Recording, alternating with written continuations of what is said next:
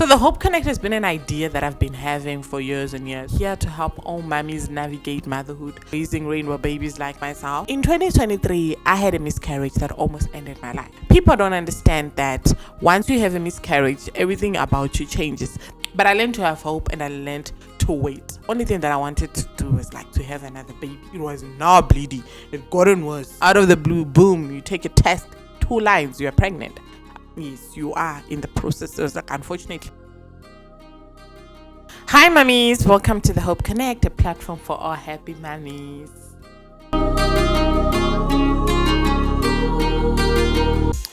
On this video, we're gonna introduce the Hope Connect and what it is about, and I'm gonna give you a little bit of a background of my story as to why I started the Hope Connect and what I hope it would do for you. So the Hope Connect has been an idea that I've been having for years and years. I can't really say for years. I think it's been an idea that I've been having for the past 2 years, and I was just like waiting to like establish it and putting it into context, that I finally did. So on the Hope Connect, we are here to help all mummies navigate motherhood, all mummies that are raising rainbow babies like myself. Also find a platform where they're happy and encourage other mummies who are hoping for their miracle to come, so that they can all have hope.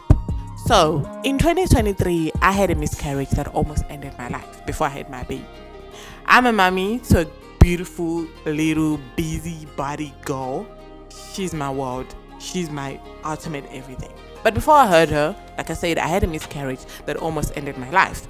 People don't understand that once you have a miscarriage, everything about you changes. The way you view things, the way you see things, the way you feel. I remember when I had my miscarriage, the only thing that I wanted to do was like to have another baby. To a point where it became almost impossible for me to live with other people. Every time I'd go to the mall and see somebody holding a baby, I would be sad, I would be upset. But I learned to have hope and I learned to wait. So my miscarriage was not something that I planned. It was not even something that I wanted. I thought it would happen to me. I'd always see it on the TV. I'd always see other people, or I've heard of people saying, oh, she had a miscarriage. Oh, this is what happened, until it happened to me. It was in 2023.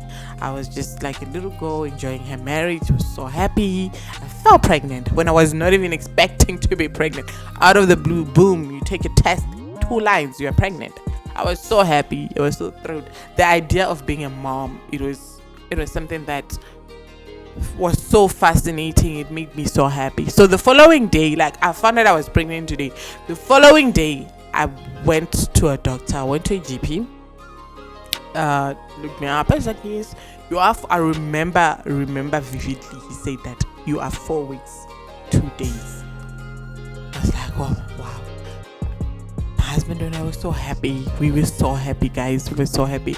We started even talking about, okay, we didn't talk about names. Started talking about gender, even buying clothes. Like even asked the doctor, oh, so what must I eat? The doctor's like, you need to eat this, you must not eat that.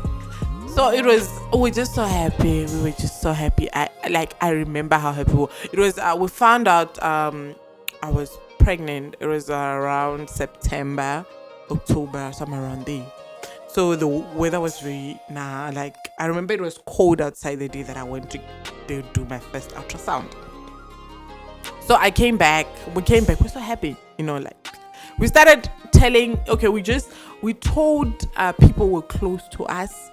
We really didn't tell other people, publicize the news. So we told obviously parents, close friends, hey, this is what's happening. This is in October. So the doctor was like, your estimated date of delivery should probably be around May.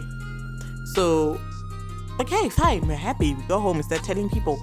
So we were scheduled to travel. We were traveling with my cousin and her husband. So we're traveling out of the country. We went to Zim. So before the trip, I think it was 2 days. We're driving home. So I think it was 2 days before the trip. I started, I went to the bathroom one day, wanted to pee. Then I saw blood. So, okay, it was just a little tiny spotting, a little bit, it was not a big deal. It was just something that you'd see only when you wipe. So I remember my husband was at work. So when I found out, I was working, I was at home.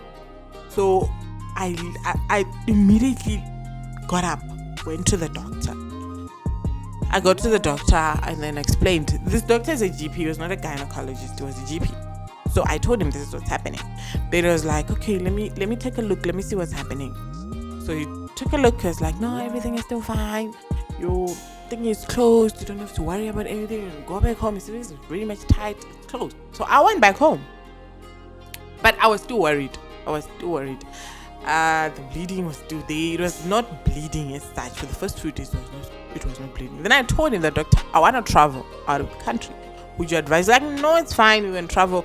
The spotting is very much normal. It happens during the first few weeks of pregnancy. So we traveled. I think we traveled 2 days after. That's when we drove back. On the way, I could see that the spotting was becoming a little bit worse. But I was just like, I didn't really read too much into it. Just took the vitamins that the doctor gave me. So we went home.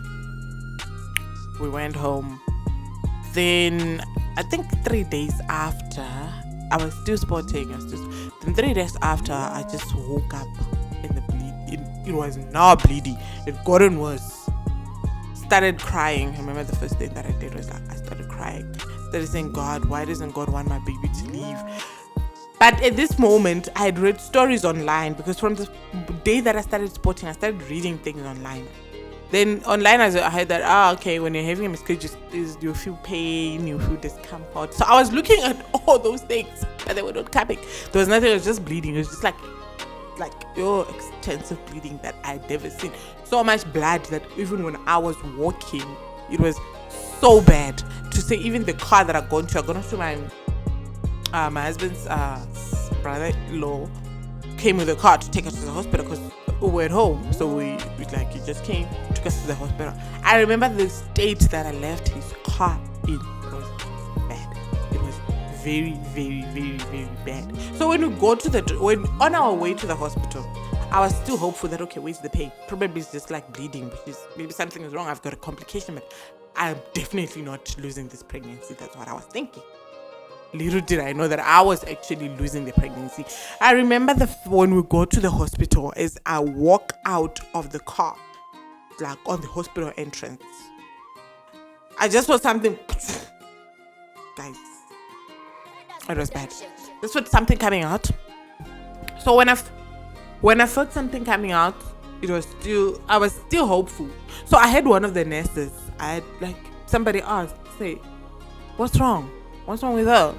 Then I don't know, she's pregnant. Then my sister-in-law was in the background, she's pregnant. Then one of the nurses said, no, she's definitely having a miscarriage. But I didn't want to listen, so they admitted me, went into the ER. When I got into the ER, told them that, okay, I'm pregnant. And then they're like, no, you need to go to the sauna so that they can see what's happening. I remember I was still hopeful that, no, I'm not having a miscarriage. I am not having a miscarriage. I'm definitely not having a miscarriage. That was something that I kept telling myself. Until we got into that room. And then that guy there who was there was like, yes, you are in the process. I was like, unfortunately, I'm really sorry to tell you this, but you are in the process of having a miscarriage. My whole world stopped. I told him, I said, no, check properly. I can see something there. I don't even know what I was looking at, but I told him that I can see something there. I was like, yes. So what we can do now, we just have to give you medication so that it cleans everything up. But as for this pregnancy, child, I was so heartbroken. I just wanted to leave. We went back home. Now I started experiencing the pains. Everything just started coming back. I started crying. I was hysterical for days. But sometimes you start questioning God's will, I was like, God, what have I done to deserve this? How come other people are just having their babies like that? And why do I have to go through this ordeal? But I need a moment. But anyway, yeah, that's how I lost my first baby. I don't know if it was a boy or a girl. Maybe it was twins. I don't know. But that great pain always lives with us. And it's not something easy, because in my culture, you're told that you don't discuss a pregnancy loss. You don't moan pregnancy loss. They say that you're not supposed to cry.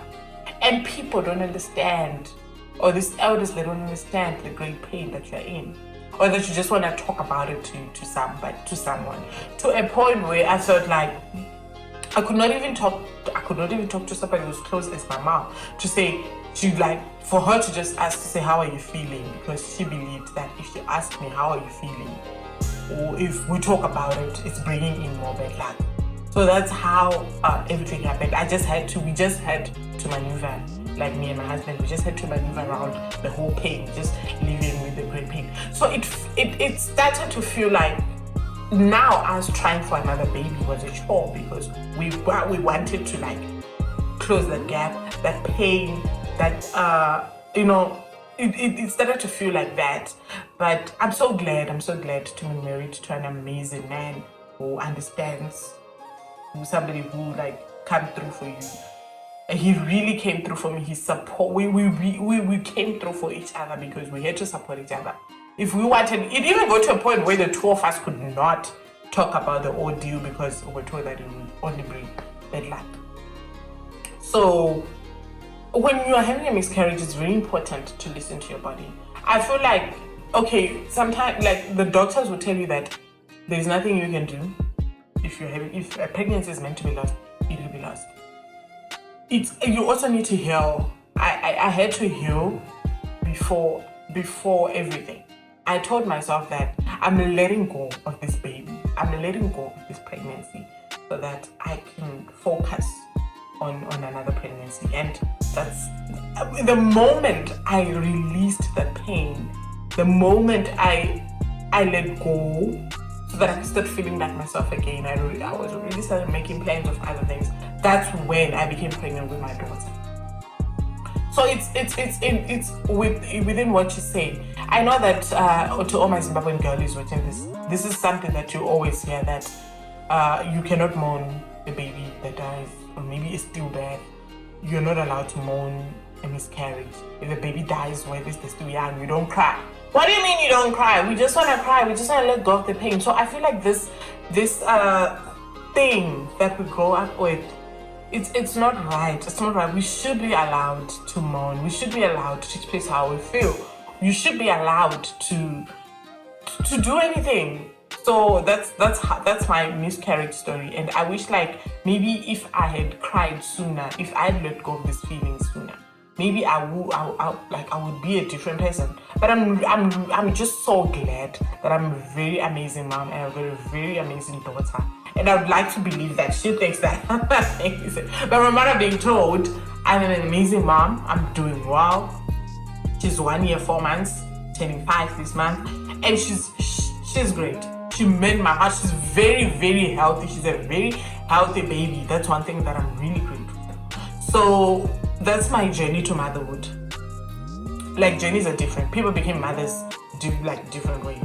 I will unpack more as to how I found out I was pregnant with her in the next video. So you need to watch out, you need to stay tuned, you need to subscribe to the Hope Connect for you to find out how I found out that I was pregnant with my daughter and the challenges that came with me being pregnant with her.